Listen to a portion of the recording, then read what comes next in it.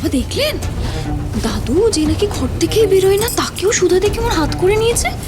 ঠাম্মির না থাকাটার ভালোই সুযোগ নিয়েছে দেখছি। আজ পর্যন্ত তুমি সেটাও করতে পারলে না। ঠিক আছে, ঠাম্মি মুম্বাই থেকে ফিরুক, সবটা আমি ঠাম্মির কানে দেব। মায়ের চোখে এই সুধাই নাকি তেজের যোগ্য পাত্রী।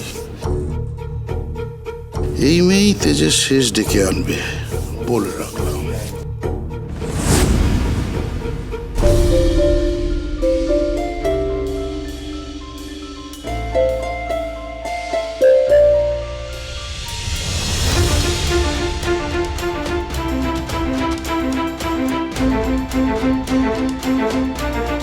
Useless, worthless. যে শাস্ত্রে মেয়েদের মাতৃদেবী রূপে কল্পনা করা হয়, তাদের এমন অপমানের কথা কোন শাস্ত্রে লেখা আছে? তাছাড়া এটা অনেকটাই আনহাইজিনিক, অপমানজনক তো বটেই। একদিন সার্থক আমাকে দিয়ে পায়ের জুতো পরিষ্কার করাতো, আর মিস্টার বসু মল্লিক আমার জন্য সব বিপদে রুখে দাঁড়ালেন, আমাকে অপমানের হাত থেকে বাঁচালেন। আমাকে কেউ মেনে নেয়নি এ কথা ঠিক, কিন্তু দুটো মানুষ কতখানি আলাদা। এই তো নতুন বউ এসে গেছে। ও মা, মেজো দেখ, মা আমার তেজের জন্য স্বয়ং মা লক্ষ্মীকে বৌমা করে নিয়ে এসছে। কি মিষ্টি লাগছে না সুধাকে? ঠিক বলেছে দিদি ভাই। সুধা মা, এসো এসো, এদিকে এসো। সুধা, কি ব্যাপার? কাল থেকে দেখছি তুমি একই গয়না পরছো। তোমার বাকি গয়নাগুলো কোথায়?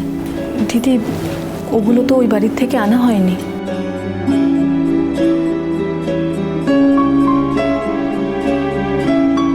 কি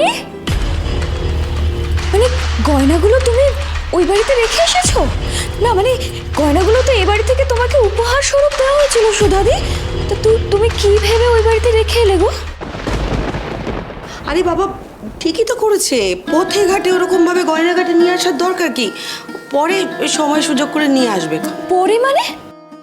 মা, আপনিও তো ভুলে যাচ্ছেন, বসু মল্লিক পরিবারের বাড়ির বউয়ের একমাত্র ঠিকানা হলো এই বাড়ি।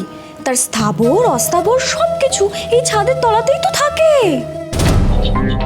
একদমই তাই। আর অতগুলো টাকা খরচা করে তোমাকে গয়না করিয়ে দেওয়া হলো, তুমি বেমান সেগুলো হালকা বাপের বাড়িতে রেখে চলে এলে। না না না, এটা তুমি একদম ঠিক করনি রাধা। রাধা নয় বাবা, সুধা। আরে ওই একই হলো। আরে দামটা তো আসল নয়, আসল হচ্ছে গয়নাগুলো। কতগুলো গয়না, কত টাকা দাম, কত দাম সেটা মা আমাকে বলে। পাছে তুই ভিমরি কাজ তাই।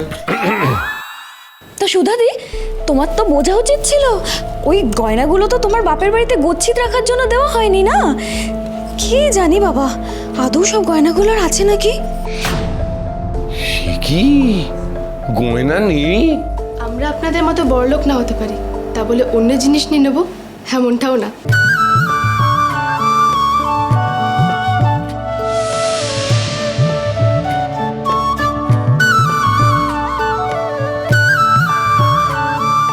ঝিনুক,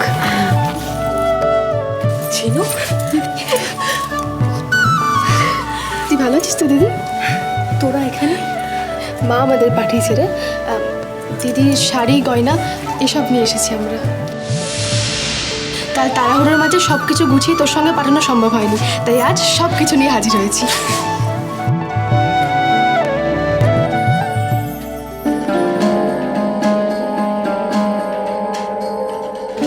বলছি কি, আমি সব জিনিসগুলো নিয়ে এসেছি, আপনি একটু দেখে মিলিয়ে নিন না। আপনার টাইমিংটা কিন্তু অসাধারণ, একেবারে ঠিক সময় এসেছেন।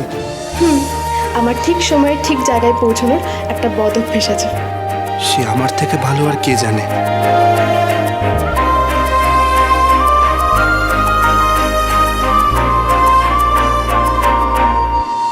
এখন ভাত কাপড়ের অনুষ্ঠান হবে, আপনারা থাকবেন কিন্তু। হ্যাঁ মা, শোনো, তোমরা কিন্তু খেয়ে যেও কেমন? এরা এসছে যখন, তাহলে নিশ্চয়ই আমার বহু এসেছে। যাই দেখে আসি। কোথায় যাচ্ছে? কি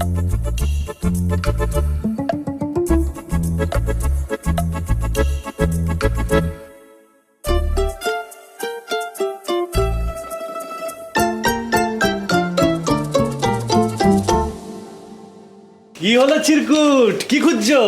তোমরা তো চলে এলে বড়, আমার বউ আসেনি। দেখেছো এখন ওর বউকে খুঁজছে। কি পাকা রে তুই, হ্যাঁ? এই মেজো আর সময় নষ্ট করা যাবে না, চল আমরা ভাত কাপড়ে থালাটা গুছিয়ে দিই, হ্যাঁ? আচ্ছা দিদিভাই তেজ কোথায়? ওকে তো দেখতে পাচ্ছি না।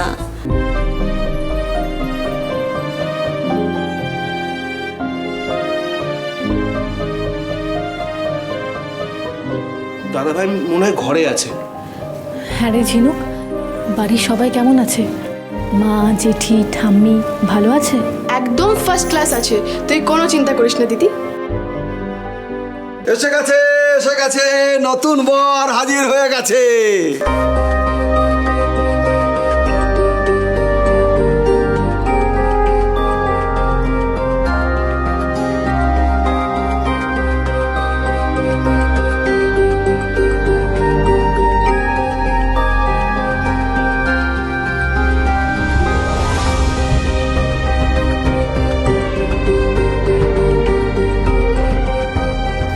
মেজো যা থালাটা নিয়ে আয়।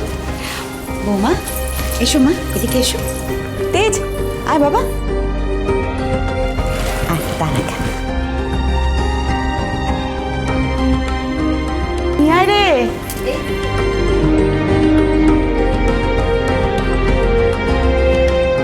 নে তেজ, এটা ধর, এটা হাতে নিয়ে সুধাকে বল যে তুই আজ থেকে সারা জীবনের জন্য ওর ভাত আর কাপড়ের দায়িত্ব নিলি। ধর।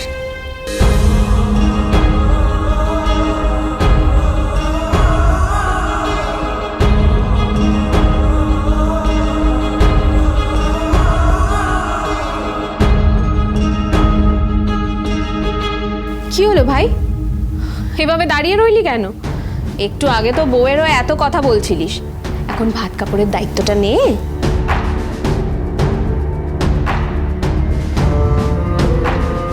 কি হলো তেজ?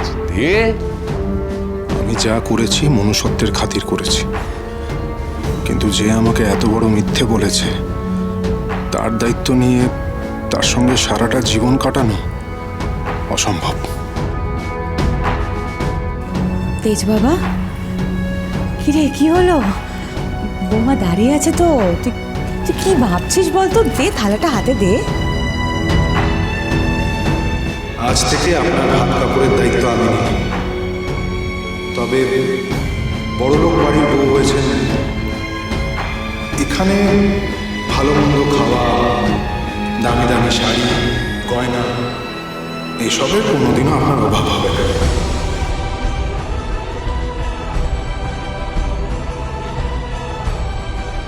এটাই তো চেয়েছিলেন আপনি, আপনার সব ইচ্ছে আজ পূরণ হলো।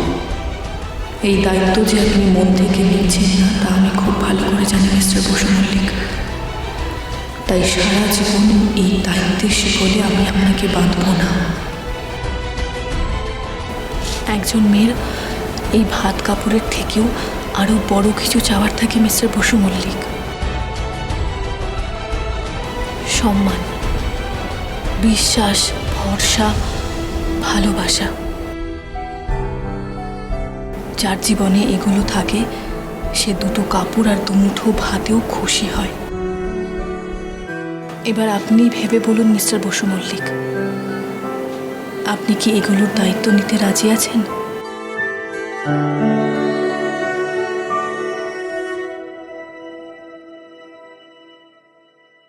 তুমি জানো তো কিভাবে পরিবেশন করতে হয়? হ্যাঁ মা, জানি। বৌমা তো আমাদের সব জানে। আগেও একবার বিয়ের অভিজ্ঞতা আছে না?